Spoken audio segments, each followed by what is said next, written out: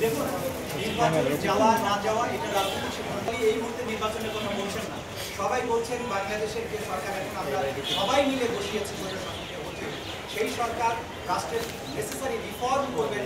Election commission থেকে শুরু করে সুপ্রিম কোর্ট, আমলাতন্ত্র, পুলিশ প্রশাসন, যাবতীয় জায়গা সব কিছু রিফর্ম হওয়ার পরে যেদিন নির্বাচনের পরিবেশ তৈরি হবে, রাজনৈতিক দল হিসেবে রাজনৈতিক দলের কাজে তো জনগণের রায় নিয়ে ক্ষমতায় যাওয়া, এভিবাডি নিশ্চয়ই গণতান্ত্রিক প্রক্রিয়া নির্বাচনে অংশগ্রহণ করবে। তবে সেই পরিস্থিতি এখন পর্যন্ত বাংলাদেশে সৃষ্টি হয়নি।